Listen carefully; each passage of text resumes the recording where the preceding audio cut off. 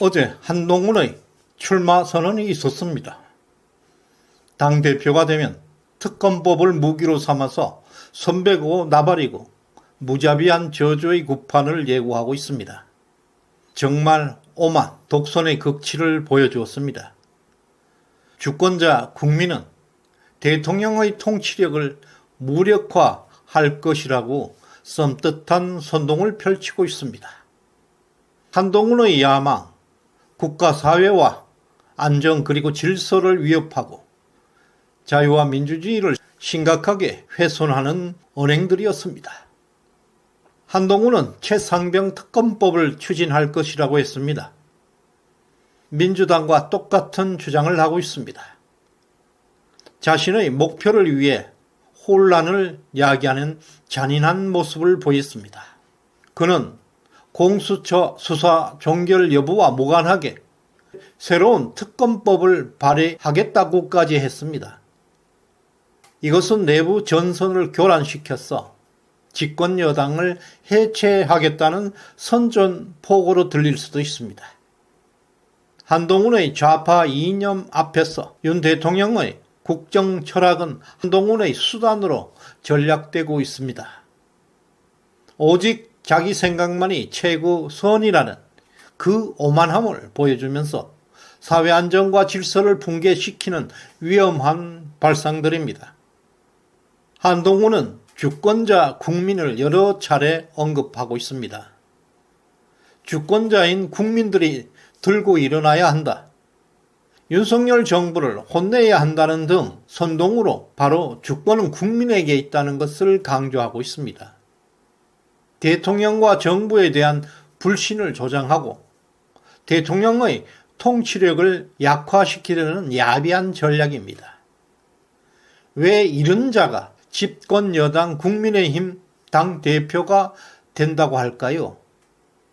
또 한동훈은 거대 야당의 독주에도 불구하고 오히려 국민들은 집권 여당 국민의힘을 비판하고 있다고 생떼를 쓰고 있습니다. 천만의 말씀입니다. 이것은 민심을 왜곡한 정말 사악한 거짓 선동입니다. 한동훈 당신은 2달 전에 총선에서 192대 108의 참혹한 참패를 남기고 도망갔습니다. 당신이 떠날 당시 윤석열 대통령의 지지율은 21%까지 내려갔습니다. 이제 26%까지 상승하고 있습니다. 그리고 국민의힘 지지율도 30%에서 32%가 되었습니다. 무엇보다 국민의힘 지지율이 민주당보다 앞서고 있다는 사실입니다. 당신이 참패하고 떠난 바로 그 자리에 지금 희망의 새싹들이 돋아나고 있습니다. 거짓말하지 마십시오. 거대 야당을 만들어준 것도 당신입니다. 거대 야당 당대표를 2년 동안 방치한 것도 당신의 작품입니다. 그런 사실을 온 국민은 잘 알고 있습니다. 한동훈의 가장 못된 습성 중에 하나가 바로 자신의 한계, 자신의 문제를 항상 남의 탓으로 돌리고 책임을 회피한다는 것입니다. 그리고 한동훈은 여당은 대통령의 정책에 무조건 따르지 말고 비판하자고 연설을 했습니다. 이것이 바로 한동훈의 문제 해결 방식입니다. 대통령과 대립하자고 선동하고 있습니다. 많은 사람들은 한동훈을 스마트한 사람으로 알고 있을 것입니다. 그러나 그의 머릿속에는 노예 근성이 가득하다는 사실을 알아야 할 것입니다. 이 세상을 주도하는 것은 프론티어 정신인들입니다. 노예들이 저항하는 것만으로 주인의 자리에 오를 수가 없습니다. 주인 정신을 갖추어야 비로소 노예들은 주인을 극복할 수가 있습니다.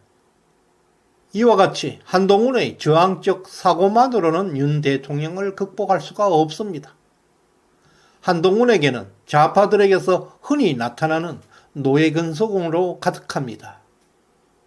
이는 한동훈의 리더십이 얼마나 저급하고 제한적이고 협소한지를 잘 보여주고 있습니다. 또한 그는 대한민국 국가 개조 가능성을 연설하고 있었습니다. 이것은 윤석열 대통령의 국경 철학인 국가 정상화 선언과는 정반대에 있는 개념입니다. 윤 대통령의 국가 정상화는 문재인 정권이 파괴한 국가를 보수우파의 가치가 작동하는 온전한 나라로 원상 회복시키겠다는 것입니다. 반면에 한동훈의 국가 개조 가능성은 한 번도 경험해보지 못한 유토피아를 건설하겠다는 지독한 속임수에 불과합니다. 왜 우파 정당에 와서 골수 좌파 정책을 실현하겠다고 난리들입니까? 이럴 거면 민주당으로 가야 합니다.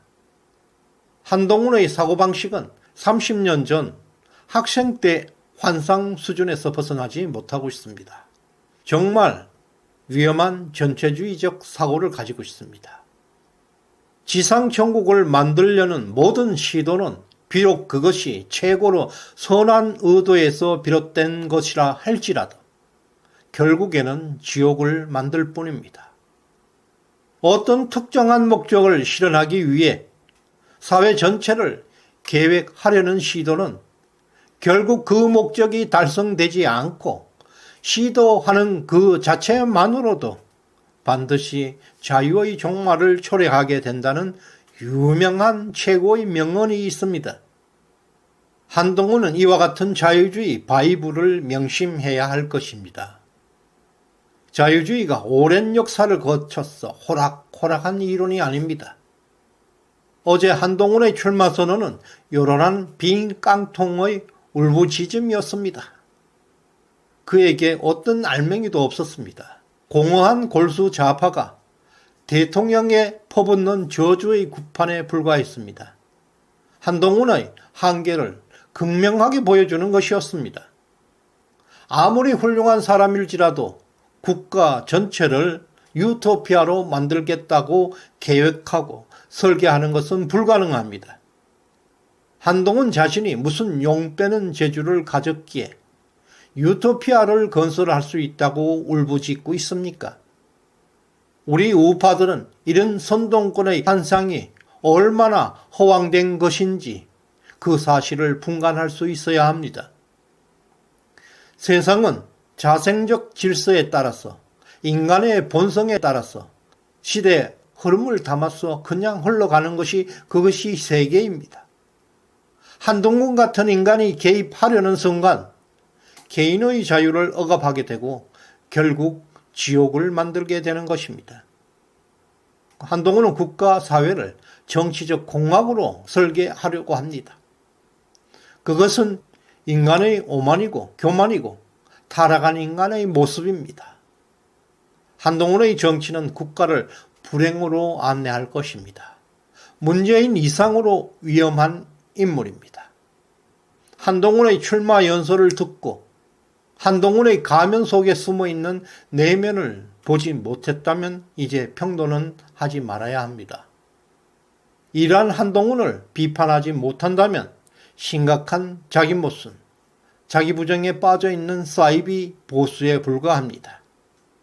한동훈은 불과 200일이 된 미숙한 정치인입니다.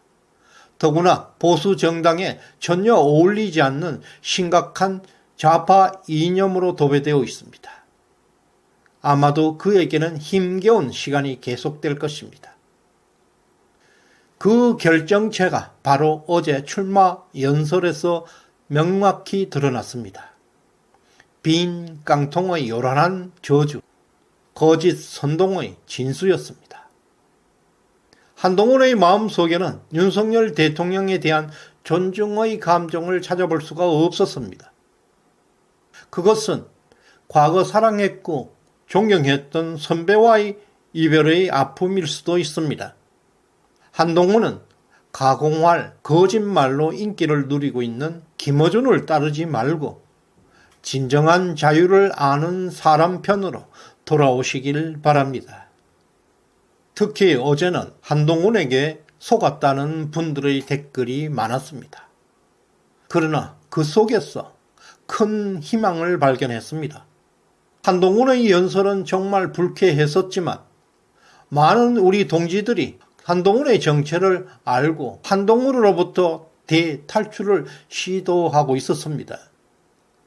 우리는 뭉치면 무엇이든 할 수 있다는 가능성을 확인했습니다. 진정한 보수의 가치를 지키고 자유와 민주주의를 추구하는 길에서 우리는 함께 동참하고 있습니다. 파이팅입니다. 시정연에 후원해주신 금도깨비님 진심으로 감사드립니다. 구독, 좋아요 꼭 눌러주시길 바랍니다. 고맙습니다.